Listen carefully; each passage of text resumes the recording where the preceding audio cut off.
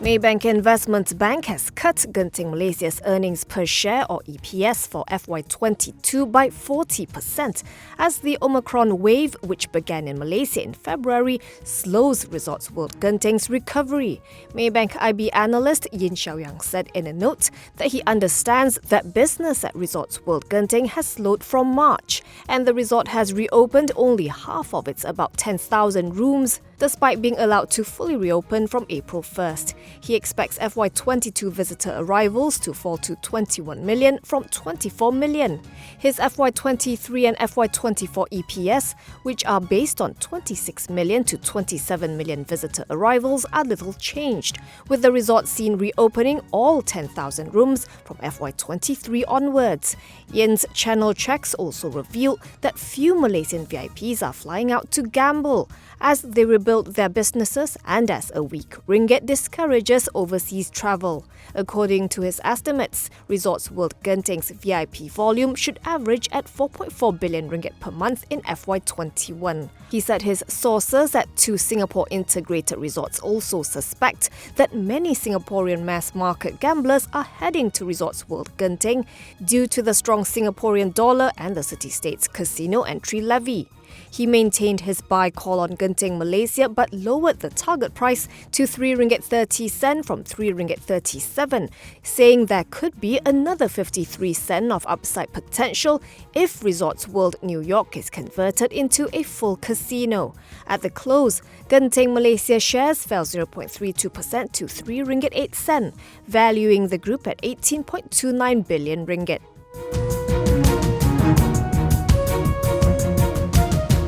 The Malaysian Bar has reproached the Attorney General's Chamber's usage of authority to compound Serba Dinamik Holdings and four of the company's top executives instead of proceeding with the prosecution of the accused parties. Malaysian Bar Vice President Muhammad Azri Abdul Wahab said in a statement that while the professional body is cognizant of the AG's authority, he noted that such authority should be utilised to promote and strengthen the rule of law.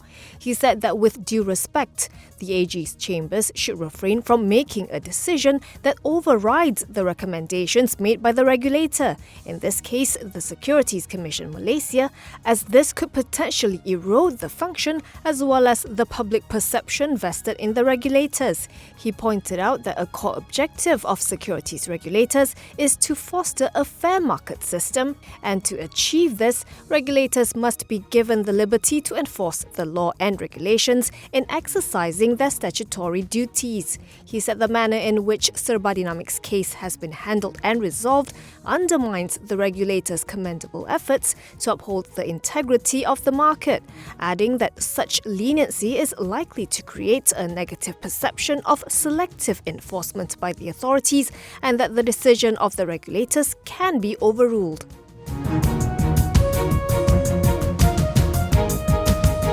Former Prime Minister Tun Dr. Mahathir Mohamad has expressed his dissatisfaction over the private terms of the government's amicable settlement of a suit filed by former Attorney General Tan Sri Muhammad Apandi Ali.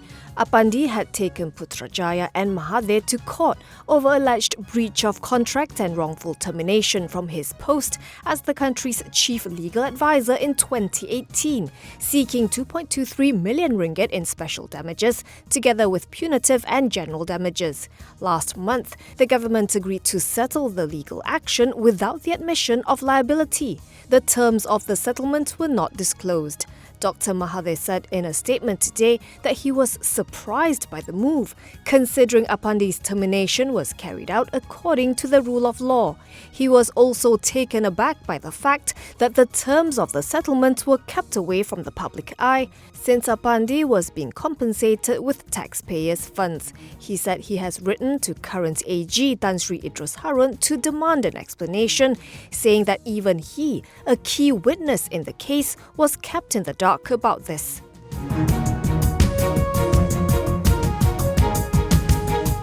Proton Holdings faced a challenging April as chip supply woes continued to be a dampener on the number of units sold. The car maker saw a 32.2% month-on-month fall in monthly sales to 8,839 units, although it is expecting a turnaround in the coming months. Year-on-year, sales for the month were down 41.1%. Its market share for April was estimated at 15.6%, while year-to-date market share stood at 17%, ranking it second in terms of cumulative sales and market share.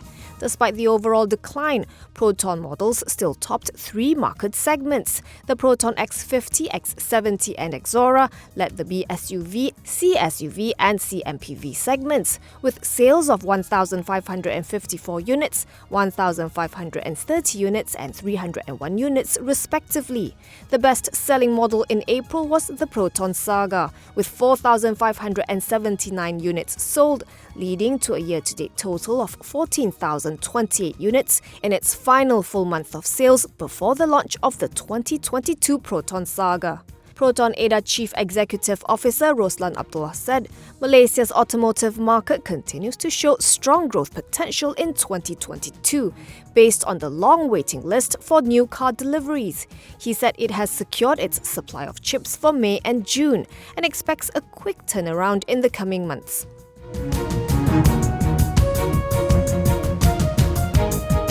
AFFIN HWANG Investment Bank has downgraded KELINGTON Group to hold from buy and lowered its target price to RM1.39 from RM2.10 on a less aggressive earnings growth trajectory and amid a higher interest rate environment. AFFIN HWANG's Tan Jian Yuan said in a note that the lockdown in Shanghai is expected to dampen KELINGTON's earnings trajectory. Based on the company's estimated 30% combined exposure to China, he believes about 10% of its current order book comprises work based in Shanghai, where work sites have been put on halt since March, with no clear indication of a full reopening by the Chinese government. However, he gathered that the China supply chain and its trading segment, where KELINGTON sources its gases, has not faced any disruption from the recent lockdown. Tan said KELINGTON's landmark turnkey construction job in Sarawak, which makes up about 33% of its order book, has also experienced some delays, and that contract recognition might now potentially spill into the first quarter of 2023. He lowered his 2022 earnings projection for KELINGTON by 13%, but raised his 2023 forecast by 16% after factoring in some project delays and work to be spilled over into next year. At the close, KELINGTON was 5.43% lower at RM1.22, valuing the group at RM787.2 million.